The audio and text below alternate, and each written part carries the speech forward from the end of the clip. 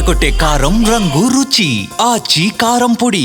తెలుగు రాష్ట్రాల్లో సంచలనం సృష్టించిన ప్రణయ్ హత్య కేసులో 8 మంది నిందితులకు కూడా అప్పుడు శిక్ష విధించింది. ఇందులో SC/ST నల్గొండ కోర్టు న్యాయస్థానంలో A6గా ఉన్నటువంటి మారుతిరావు సోదరుడు శ్రవణ్కి లైఫ్ విధించగా ఇటీవల బెయిల్పై కూడా విడుదల కావడం జరిగింది. మనతో మాట్లాడానికి మారుతిరావు సోదరుడు అమృత బాబాయ్ శ్రవణ్ మనతో ఉన్నారు. చెప్పండి, మీరు బెయిల్పై విడుదల కావడం జరిగింది కదా, హైకోర్టు ఆ బెయిల్ ఏ విధంగా మంజూరు చేసి?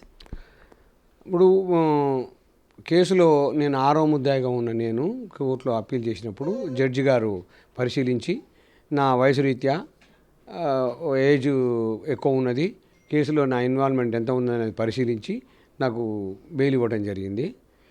తర్వాత కోర్టులో మళ్ళీ తర్వాత ఫైనల్ హియరింగ్ ఎప్పుడు మళ్ళీ ఎట్లా జరిగితే మళ్ళీ దానికి కోర్టు నిర్ణయానికి కట్టుబడి ఉండాలి. అప్పటి వరకు నాకు బెయిల్ మీద నేను బయటకు ఉండడానికి నాకు అవకాశం కల్పించారు హైకోర్టు.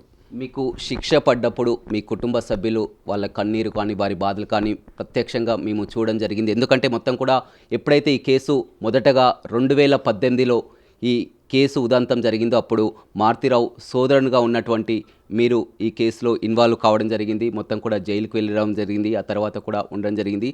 అసలు మొదటి నుంచి మారుతిరావు మీరు అంతా ఎలా ఉండేవారు? కుటుంబం అంతా కలిసి ఉండేవాళ్ళం. అది పెద్ద ఫ్యామిలీ. మా అమ్మ నాన్నలకి మా తర్వాత జనరేషను 60 మంది కూడా ఒకటే మాట మీద అంత కట్టుబడి ఒకటే ఉండేవాళ్ళము. నేను నా కొడుకు ప్రెగ్నెంట్, నా భార్య ప్రెగ్నెంట్ ఎప్పుడు నా కొడుకు కడుపులో ఉన్నప్పుడు నేను వేరే కాపురం పెట్టిన.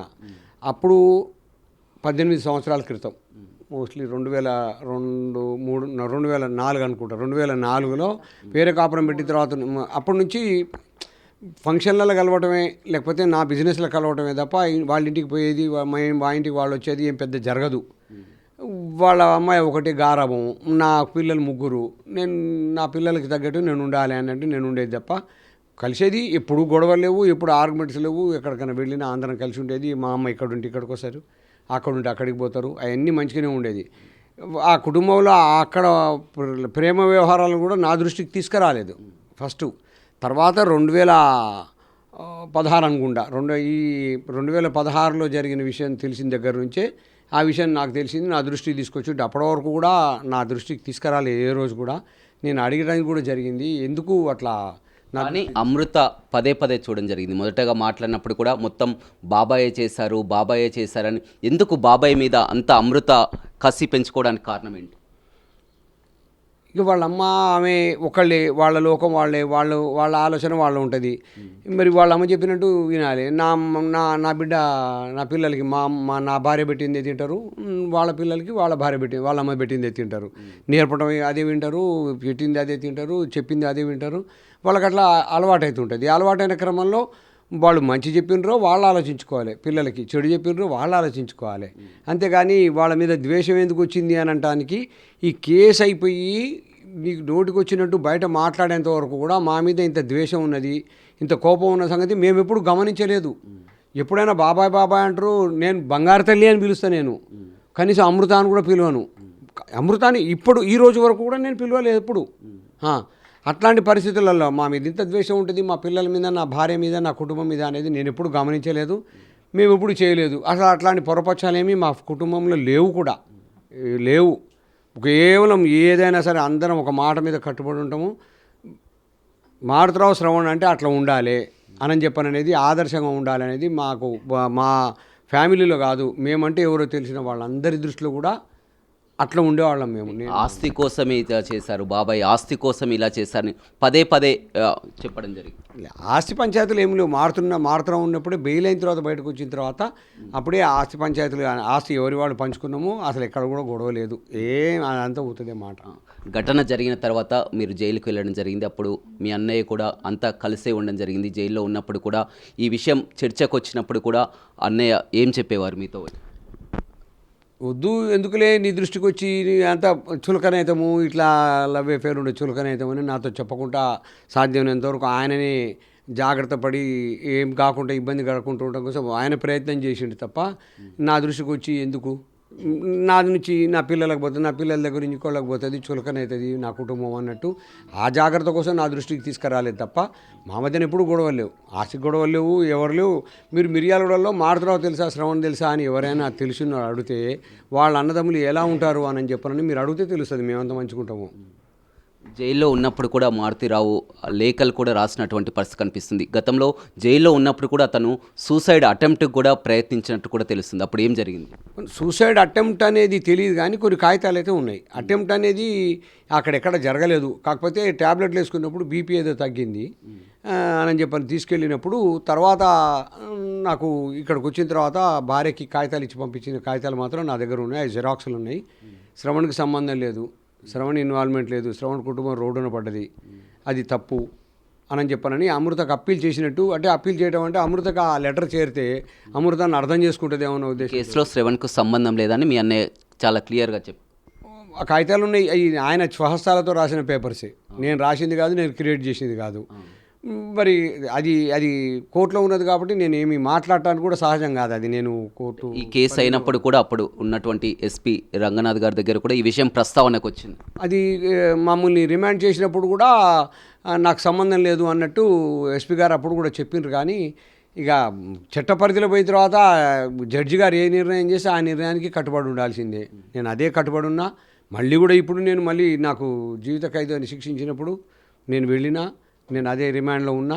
మళ్ళీ తర్వాత నా ప్రయత్నం నేను చేసుకుని హైకోర్టులో నేను బెయిల్ మీద నేను బయటకు రావడం జరిగింది. కోర్టులో ఉన్న వివాదాన్ని నన్ను ఎక్కువ నేను మాట్లాడటానికి నాకు అది అప్పుడు ఏవన్గా ఉన్నటువంటి మీ సోదరుడు మారుతిరావు ఉన్నప్పుడు కూడా మొత్తం కూడా అందరి దృష్టి ఆయన ఏవన్గా ఉంది కాబట్టి ఏదైనా కేసులైనా వాదులైనా కానీ బయటికి వస్తామనే అవసరం ఉండేది. ఆ తర్వాత ఆయన జైలు నుంచి బయటకు వచ్చిన తర్వాత అతను ఆత్మహత్యకు పాల్పడడం, ఆ తర్వాత మారుతిరావు చనిపోయిన తర్వాత కూడా శ్రవణ్ ఆ కుటుంబాన్ని కానీ బయట ఉన్నవారు కానీ ఎవరు కూడా పట్టించుకోలేనటువంటి పరిస్థితి ఎదురైంది. ఇప్పుడు తీరా చూసినా కానీ ప్రతి ఒక్కరికి అర్థమవుతుంది. ఎందుకంటే శ్రవణ్కు 2 అమ్మాయిలు 1 అబ్బాయి, వాళ్ళు ఇంకా కూడా పెళ్ళిళ్ళు కావాల్సినటువంటి వారు, వారి జీవితం అంతా కూడా మొత్తం కూడా నరకయాతన అనుభవిస్తున్నటువంటి పరిస్థితి. చాలా వరకు తెలుగు రాష్ట్రాల ప్రజలు ఇప్పుడంతా కూడా మారుతిరావు చనిపోయారు, ఆత్మహత్య చేసుకున్నారు. అదేవిధంగా ఆమె కూతురు అమృత, ఆమె ఒక జీవితంతో ఆమె తల్లి వద్ద హ్యాపీగా బతుకుతున్నది. కానీ శ్రవణ్ కుటుంబం మాత్రం బలైపోయిందని కూడా ప్రతి ఒక్కరు చర్చించుకుంటున్నటువంటి పరిస్థితి. దేవుడు ఉన్నాడు, ఆ భగవంతుడి మీద భారము. వాళ్ళు మంచిగున్నారు, నేను చెడుగున్నా అంటానికి నేను వాళ్ళ చెడు కోరేవాడిని కాదు, నాకు అవసరం లేదు. వాళ్ళు ఉన్నారన్నప్పుడు మేము ఇట్లా ఉన్నాం కదా, మరి వాళ్ళు మంచిగా ఉండాలనుకున్నాం. కానీ నేను చెడిపోయినా కదా, వాళ్ళు చెడిపోవాలనే దృష్టి ఉంటే నేనేం చేయాలి? ఇప్పుడు కోర్టులో మారుతిరావు భార్యని నేను రావద్దు అని చెప్పని చాలా ప్రయత్నం చేసింది. నేను రావద్దు అని చెప్పని చాలా ప్రయత్నం చేసి కోర్టు నీకు బెయిల్ రావద్దు, నాకు బెయిల్ రావద్దు అని చెప్పని ఆమె చాలా ప్రయత్నం చేసింది. మా అక్కయ్య వాళ్ళు, మా బంధువులు, బయట వాళ్ళని నేను ఎప్పుడు ఇన్వాల్వ్ చేయను. నా కుటుంబ సభ్యులే, మా అమ్మ నాన్న వాళ్ళ జనరేషన్, మా అమ్మ నాన్నకు సంబంధించి మా అమ్మ నాన్న తర్వాత సంతానమే 60 మంది ఉన్నాం మేము. మా వాళ్ళు మాకు చాలు. మా అమ్మమ్మకు సంబంధించి మా అమ్మ తరపున మా అమ్మ. ఎందుకు ఇప్పుడు అమృత బాగానే ఉంది, అమృత తల్లితో కలిసి ఉంటుంది, వారంతా వారి జీవితం వారంతా బాగానే ఉన్నా కానీ ఎందుకు శ్రవణ్పైయే ఈ కక్ష కట్టడానికి కారణం ఏంటి? నేను అమృత వాళ్ళ అమ్మ దగ్గరికి వెళ్ళి, అమృత రోడ్డున పడింది, అన్యాయం అయిపోతుంది, మనం కనిపించిన అమ్మాయి తీసుకొచ్చుకో, నువ్వు ఏదో రకంగా తీసుకొచ్చుకొని బాలస్వామి దగ్గరికి వెళ్ళి నచ్చజెప్పి తీసుకొచ్చుకొని ఆ అమ్మాయికి పెళ్లి చేసి దారిలో పెట్టు అని చెప్పని నా మిత్రులతో కలిసి చాలా సందర్భాలలో మారుతిరావు భార్యకి మారుతిరావు భార్య అని ఎందుకు అంటున్నా అంటే, నా వదిన నేను బయటికి రాకుండా ప్రయత్నం చేసింది. ఇక నేను అట్లా అనాలంటే కూడా నాకు మనసు అంగీకరించట్లేదు. నా మీద నాకు ఆయనకి ఆమెకి ఏమైనా గొడవ అయితే వ్యాపార పరంగా డబ్బుల పరంగా ఏమైనా ఉంటే అది చూసుకోవాలి, కానీ జైల్లో నుంచి బయటికి రావద్దు అని చెప్పని అంత దుర్మార్గంగా ఆమె మారుతిరావు భార్య ప్రయత్నం చేసింది. మా కుటుంబ సభ్యులకు తెలుసు. వాళ్ళని అడిగినా వాళ్ళు చెప్తారు, అవును జైల్లో నా బిడ్డ చేసింది, నాకే సంబంధం అని చెప్పని తప్పించుకున్నప్పుడు మనం ఏం చేస్తాం? చూడండి సార్, నిద్రపోయేట వాళ్ళని లేపలేస్తాం, నటించే వాళ్ళని లేపలేము. వాడు నటిస్తూనే ఉంటాడు, నాకు తెలియదు, నాకు సంబంధం లేదు అన్నప్పుడు మనం ఏం చేయలేము, మనం నమ్మలేం. మరి దానికి దేవుడే ఉన్నాడు, నాకు అవకాశం ఉంది, నాకు అనుకూలంగా ఉంది, జడ్జి గారు మీరు నాకు బెయిల్ ఇచ్చిండ్రు.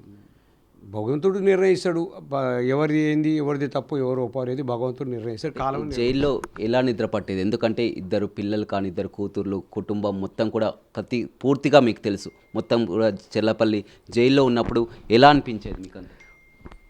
గతంలో కూడా కేసు విషయం మాట్లాడకుండా నా క్యారెక్టర్ని చెడు చేయటము, నా భార్య మీద ఆరోపణ చేయటము, నా పిల్లలని బాడీ షేమింగ్ చేయటము, వాళ్ళని ఎట్లా పడితే అట్లా మాట్లాడటము, పర్సనల్గా మొత్తము మేము అప్పుడు చూడటానికి జరగలేదు. తర్వాత మేము బెయిల్ మీద బయటకు వచ్చిన తర్వాత 2019లో బయటకు వచ్చిన తర్వాత చూస్తే అసలు కేసుకు సంబంధం లేదు, అనవసరంగా మమ్మల్ని పర్సనల్గా ఉన్న విషయాలు, కేసుకు సంబంధం లేని విషయాలు చెప్పి చాలా మమ్మల్ని డ్యామేజ్ చేసింది.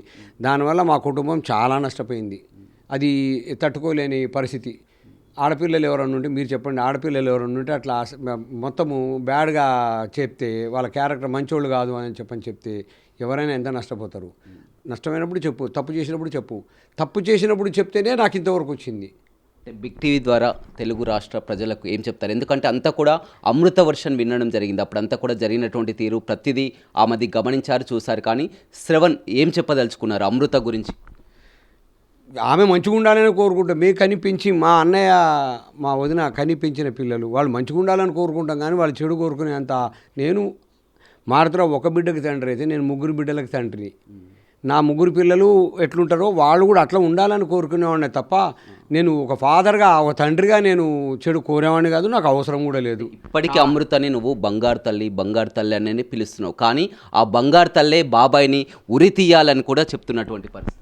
ఇంకా పరిస్థితి ఆమె అట్లా నాకు మీ మీద ఉన్నది, మీకు నా మీద ఉండాలని లేదు కదా. అది భగవంతుడే నిర్ణయిస్తాడు.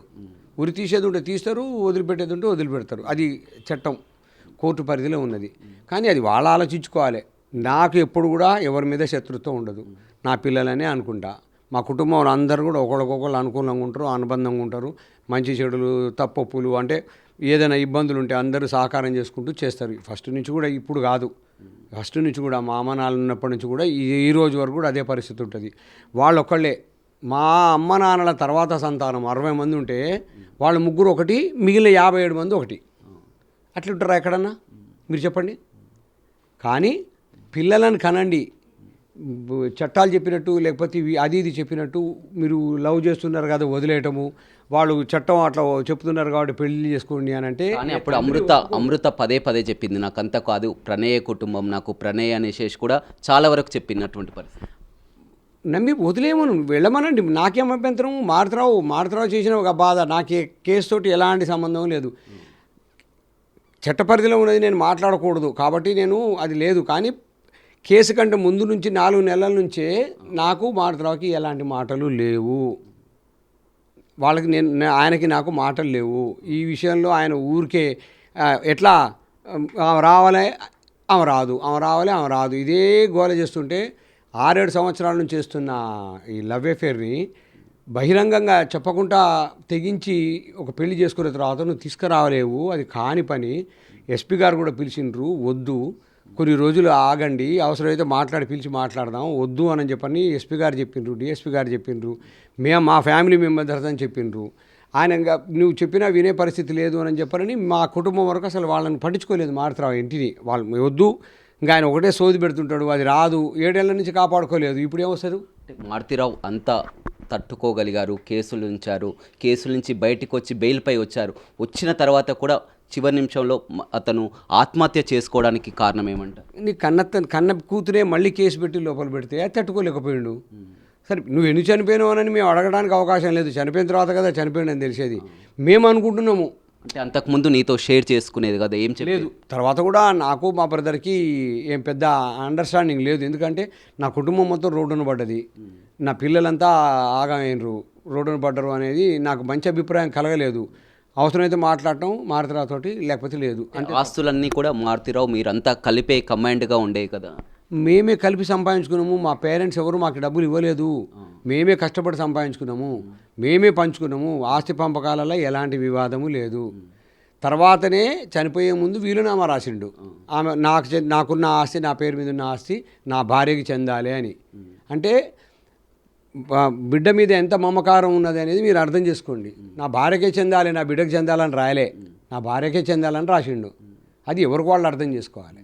నేను చెప్పేది ఏముంటుంది? అంటే ఆస్తి విషయంలో మాత్రం మీ ఇద్దరు కలిపి ఉన్నది మాత్రం సపరేట్ ఎవరికి వాళ్ళకి ఆస్తుల వివాదం ఏమీ లేదు. ఆ ఆస్తుల పంపకాలలో ఎక్కడ వివాదం లేదు, ఉన్నప్పుడే పంపకాలు అయిపోయినాయి. నవంబర్ 2019లోనే ఆస్తి పంపకాలు అయిపోయినాయి.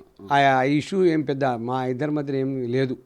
వాళ్ళు ఏదో అనుకున్నారేమో ఇంతవరకు నేను ఎవరైనా నాతోటి ప్రాబ్లం ఉంటే ఎవరైనా పెద్ద మనుషులు నేను తీసుకొచ్చుకో, వాళ్ళు చెప్తే నేను వింటా. ఇప్పుడు ఏంటి శ్రవణ్ పరిస్థితి ఏంటి ఇప్పుడు? ఏంటంటే మారుతీరావు ఆయన ఆత్మహత్య చేసుకుంటూ చనిపోయారు. అదేవిధంగా ఆమె కూతురు మొత్తం అమృత తల్లి వద్ద ఉంటుంది, ఆమె జీవితం కానీ శ్రవణ్ పరిస్థితి ఏంటి? ఇద్దరు కూతుర్లు కానీ వారి కానీ మీ ఫ్యామిలీ పరిస్థితి ఏంటి? నాకేం ప్రాబ్లం లేదు. నా పిల్లలు మంచి చదువుకుంటారు, నా పిల్లలు నాకు అనుగుణంగా ఉంటారు, నా కుటుంబం అంతా నాకు సపోర్ట్ ఉన్నది. నేను మంచి ఉంటేనే ఉంటారు. నేను చెడు ఇది నేను తప్పుడు అయితే నా కుటుంబం ఇప్పుడు కూడా నాకు సహకారం చేయదు కదా. ఇంత పెద్ద కుటుంబము 350 మంది. మా అమ్మమ్మకి సంతానం 60 మంది అయితే మా అమ్మమ్మకి సంతానం 360 మంది. 360 మంది కూడా మా కుటుంబానికి అనుకూలంగా ఉన్నారు. నేను మంచోడిని కాకుండా ఉండరు కదా. మరి వాళ్ళతో ఎంతమంది ఉన్నారు చూడమనండి. మారుతున్న కుటుంబంతో వాళ్ళు ఉండేదాన్ని బట్టే ఉంటారు. మీరు నన్ను చూసిన అవుతే నేను మిమ్మల్ని చూసిన అవుతాను. అదేవిధంగా శ్రవణ్ భార్య కూడా ఉన్నారు. చెప్పమ్మా, చివరిగా చూసినట్లయితే అమృత కొన్ని మీ పిల్లలపై కూడా కామెంట్ చేసినటువంటి పరిస్థితి కూడా గతంలో చూడడం జరిగింది.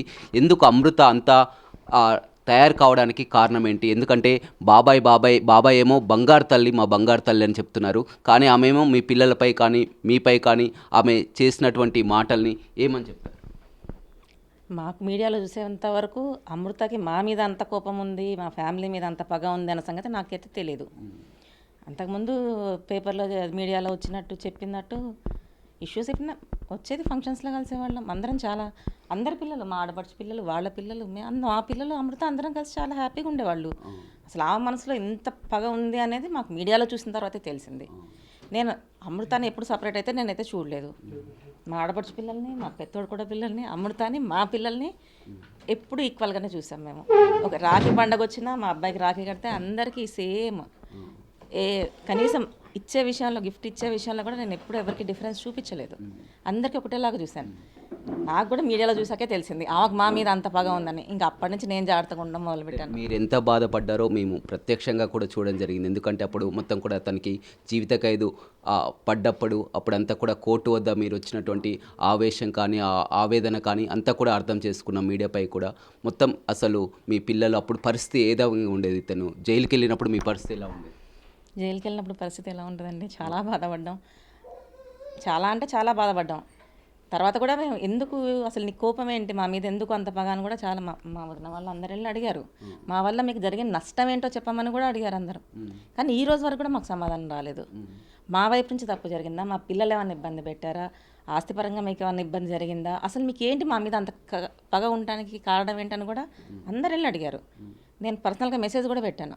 అసలు మీకు అంత పగ ఉండడానికి కారణం ఏంటో నాకు రిప్లై ఇవ్వండి, దాన్ని మార్చుకోవాలో ఆలోచిస్తాము, లేకపోతే అసలు కారణం ఏంటో మాకు తెలుస్తుంది అని. ఈ రోజు వరకు కూడా దానికి రిప్లై ఇవ్వలేదు. మా వారి ఫోన్ నుంచే నేను పెట్టాను మెసేజ్లు కూడా. అసలు ఎందుకు మీకు మా మీద అంత పొగ ఏంటి, మా వల్ల మీకు జరిగిన నష్టం ఏంటి, ఎక్కడ మేము మిమ్మల్ని ఇబ్బంది పెట్టాము, అసలు ఎందుకు ఇంత పగ పెంచుకున్నారు అని మాకు ఈ రోజు వరకు రిప్లై రాలేదు. తర్వాత బ్లాక్ చేస్తారు. అంటే అమృత ఒక్క దాని వల్ల కూడా మొత్తం కుటుంబం అంతా కూడా చిన్నాభిన్నమైనటువంటి పరిస్థితి కనిపించింది. మీరు బయటికి వెళ్ళినా కానీ, రిలేషన్లో కానీ, బయట కానీ, ఒక మిర్యాలగూడలో చూసాం ఎంత శ్రవణ్ అన్న, మారుతీరావు అన్న కానీ అంతా ఉండేది. కానీ ఆ తప్పిదం వల్ల కూడా మొత్తం ఇప్పుడంతా కూడా ఎక్కడికక్కడ జరిగింది. అది మాకు అది వాళ్ళ పర్సనల్, వాళ్ళు మాట్లాడుకున్నారు, వాళ్ళు చేసుకున్నారా ఏం చేస్తున్నారో మాకు తెలియదు. మా దాకా ఎప్పుడు రాలేదు.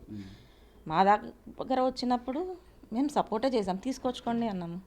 మీ పిల్లలు అయితే అలా చేస్తారా అన్నారు. సరే పోనీ కొన్ని రోజులు వదిలేసేయండి అన్న. మీ పిల్లలు అయితే మీరు వదిలేస్తారా అన్నారు. దానికి సమాధానం ఎవరైనా ఏం చెప్తారు? ఎవరి పిల్లల డెసిషన్ వాళ్ళకి ఇష్టం. వాళ్ళ పిల్లల విషయంలో ఎలాంటి డెసిషన్ తీసుకోవాలని ఎవరి పేరెంట్స్ ఇష్టం వాళ్ళది, మనం ఎలా ఫోర్స్ చేస్తాం వేరే.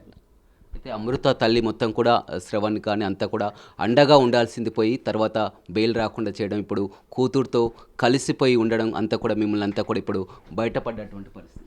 చాలా ఇబ్బంది పెట్టారు. చాలా అంటే చాలా బాధపడ్డాం. ఆ రోజు బాధపడ్డాం. నిజంగా చెప్పాలంటే 8 సంవత్సరాల నుంచి కూడా చాలా నరకం అనుభవిస్తున్నాం. వాళ్ళు చాలా హ్యాపీగా ఉన్నారు. కేసు అయిన దగ్గర నుంచి ఈ రోజు వరకు మేము చాలా బాధపడ్డాం. చాలా అంటే అది చెప్పడానికి రాదు. కానీ నేను మధ్యన వస్తున్నా అని మీరు అనుకోవద్దు.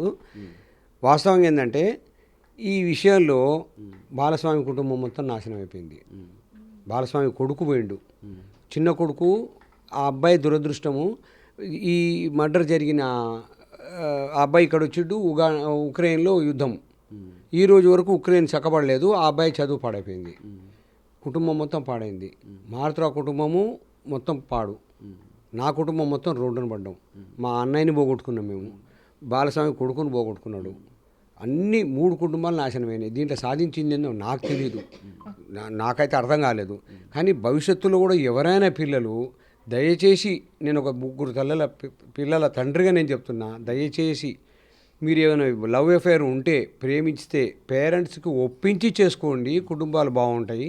పేరెంట్స్కి ఒప్పించడానికి ప్రయత్నం చేయండి. మేము మేజర్లైనా మా ఇష్టము అని చెప్పని దయచేసి అట్లా ఆలోచించకుండా ఒప్పించి చేయించుకోండి. కానీ చాలా వరకు అప్పుడు ఒక క్వశ్చన్ అయితే రేజ్ అయింది. మొదటగా అప్పుడు ఇన్సిడెంట్ అయినప్పుడు కూడా ఒకవేళ మారుతిరావు సోదరుడు కానీ ఏదైనా చేయాలనుకుంటే కూతుర్ని చేయాలి, కానీ ప్రణయ్ని చేయాల్సినటువంటి కారణం ఏంటి? ప్రణయ్ మీద హక్కు ఏంది? ఏదన్నా ఉంటే కూతుర్ని చంపేయచ్చు, కానీ ఈ విధంగా ప్రణయ్ని ఏ విధంగా చంపారని కూడా అప్పుడు అంత అది తప్పు సార్. ఎవరినైనా సరే, ఎవరిదైనా ప్రాణమే. నాకు నా బిడ్డ ముఖ్యము, బాలస్వామి బిడ్డ ముఖ్యం.